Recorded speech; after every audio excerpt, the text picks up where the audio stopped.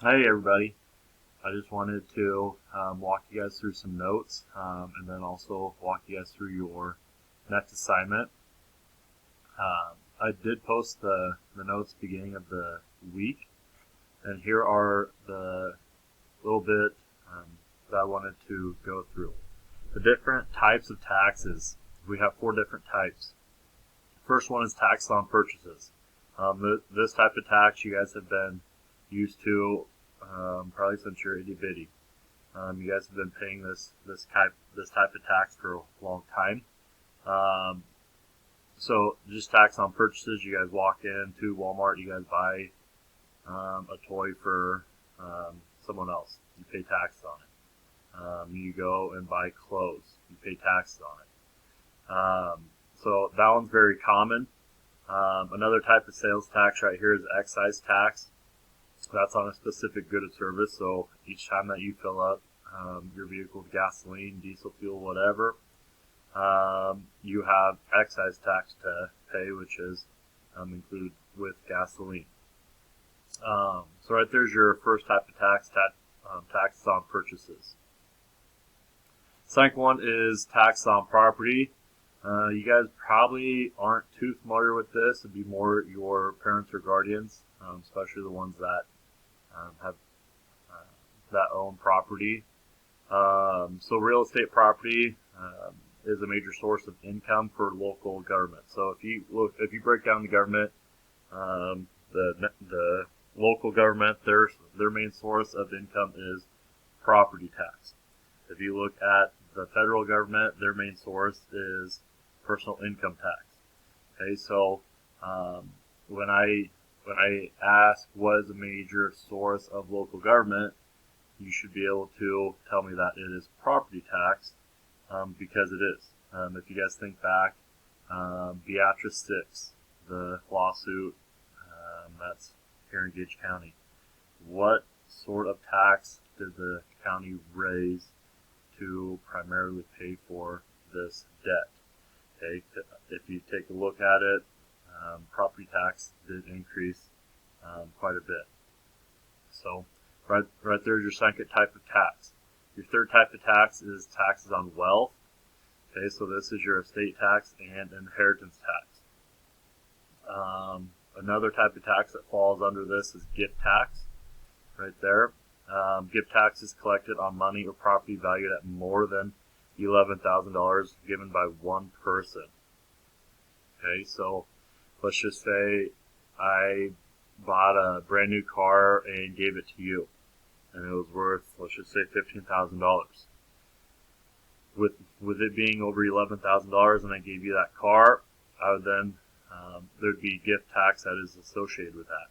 If I bought a brand new car and it was $9,000, $9,000 less than $11,000, gift tax would not be included. Okay, so $11,000 per person. If two people went in and bought a car and gave it to you, okay, let's just say the car was valued at $17,000, but two people went in and gave it to you as a gift. Well, then that changes that number 11,000 times 2, since there's two people. Then if that was more than $22,000, then gift tax would be thrown in there.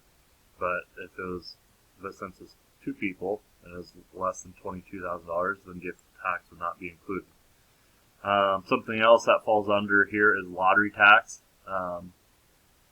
You see a bunch of car dealerships or other different sources that are giving away vehicles, or hold drawings for win this free vehicle or whatever. This is where that comes into play. Nebraska has a lottery tax where if you sign up for a drawing and you end up winning a brand new car, that was valued $25,000, $30,000, brand new truck, whatever you sign up for, and they draw your name. Okay, that vehicle is not totally free for you.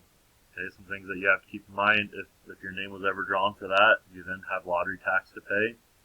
You then have sales tax to pay, insurance if you do accept the car and start driving it. You have to license it. There's so so many more things that go into it than just, hey, I want a free car. Okay, so there's a bunch of different taxes that are associated with that. Okay, but the number or the thing to keep in mind in this part is gift tax. It's $11,000 per person. Gifts that are designated for educational or medical expenses are not subject to gift tax. Lastly, the fourth type of tax is tax on earnings. So this is your income tax. This is where we kind of start getting more into the unit. Okay, so this is taxes on the wages, salaries, and earnings. I know a good chunk of you guys have already had a job or are currently working at a job. So you guys have already seen this in effect unless you get paid, cash or under the table. But if you get paid, let's just say you work at Runza, McDonald's, whatever, you would see this income tax being taken out of your funds each time you get paid. So right there's your tax on earnings. We're going to talk a little bit more about that here in a couple minutes, working with W-4s. Lastly, IRS. Okay, that just stands for your Internal Revenue Service. This is just your federal agency that collects these taxes or the tax revenues. So these are your four types of taxes. Your tax on purchases, which is dealing with excise tax, tax on specific goods. Second is your property tax. That's your major source of income for local governments. For federal governments, their major source is their personal income, or from all the citizens. Third one's taxes on wealth. Your estate tax, inheritance tax, your gift tax, lottery tax, that falls right in here. Lastly is your income tax. That's your tax on earnings. Okay. I want to talk about the big differences between W-2s and W-4s. I know several students have mixed these two documents up in previous semesters, previous classes. I want to really emphasize these two. The W-4 you fill out when you start a new job. The W-4 is going to tell your employer how many allowances you have or what sort of deductions they should withhold from your paycheck when they pay you. A W-2 is the document that you receive, typically in January, sometimes early February, where it shows you all of the wages, earnings that you have made from your job for that current year. So that's big. Those are big differences. W-4, you fill out the document when you first start a new job. You can edit that W-4 in the middle of a job as well. You just don't have to do a new W-4 at the beginning of each job. And then W-2 is just a document that you receive typically in January, sometimes February, of how much money you made in that job in that year. Okay, so I want to walk you guys through on how to fill a W-4 out. The 2020 W-4 is completely different from the 2019 W-4. Okay, so it looks different so if you have already filled out a W-4 previously, you might have filled out one that looks differently, which is fine. But I want to walk you through it, especially for those of you that have not seen this before, or that does not have a job right now, or whatever. So if you are planning on getting a job anytime soon, or I guess at any time, you'll have to fill out W-4. And where I got this, I just typed in is the irs.gov. Okay, so this is the official document that you would fill out through the IRS website. So at the very top, the W-4, step one is entering your personal information. Okay, so I'm just going to type in this and fill it out and walk you guys through this. Social Security number, I do not need you to put anything in there, or you can just put a random number in there. I really do not want your Social Security number at all.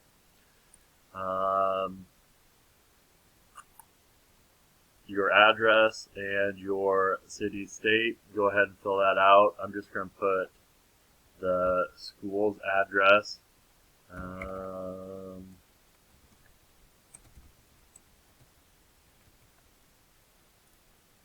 Just for reference. Okay, so I have my info. Let's pretend I live at the school.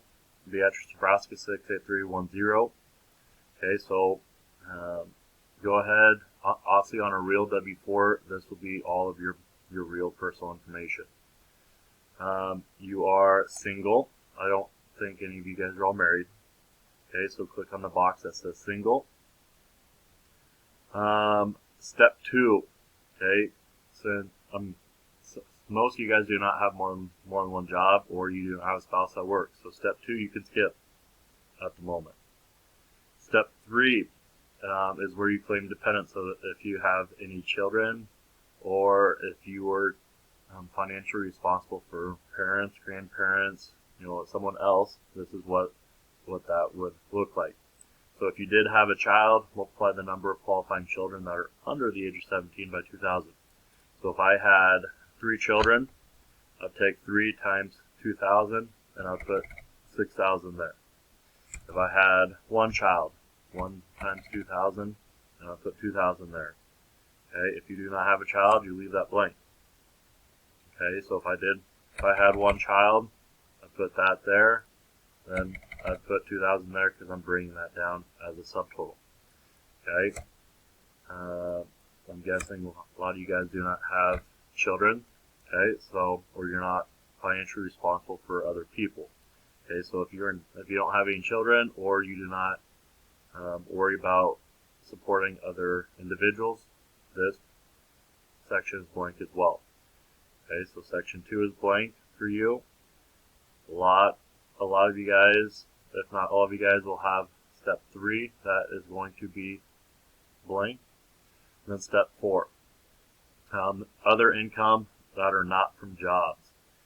So this would be an example of like interest. You earn interest over the course of the year on your savings account, some other account, money market account, and you get paid interest. Okay, that's money that you make, but it's not from the job. Okay, so this 4A would refer to something like that. I'm guessing a lot of you guys don't even have to worry about that. So it's very little. Deductions, this is where if you own your own house, if you have a mortgage payment to pay, if you have more than the standard deduction, this is where that comes into play. However, at the moment in your life, you guys won't have that to worry about. Most, if not all of you guys, don't have that to worry about quite yet. And you don't have to worry about extra withholdings. Okay, so once you fill out the top part with your personal information, again, I do not want your Social Security number, so leave that blank or just put random numbers in there. Step 2 does not apply to you. Step 3 does not apply to most of you guys, if not all of you guys at the moment. And step 4 does not apply to you. Okay, so this should be very, very, very easy to fill out. And then all you have to do is, it's not going to let you type in your box here for your signature, which is fine. If you do have a printer, if you want to print it off and sign it, you could. Or if you have a program that allows you to sign over it, you can. I'm not too worried about it. Then once you are done, go ahead and zoom out. If you're on your computer, all you have to do is hold Control and scroll out. Or if you're on your phone, scroll out. Take a screenshot so that I know that you filled this out. Okay, so if you're on your computer, it's to the right of F12. It says Print Screen. That's essentially the same thing as copy and paste. So on your phone, take a screenshot and then submit it to Google Classroom. If you have any questions, let me know. I'm more than happy to help you out. Enjoy the weekend.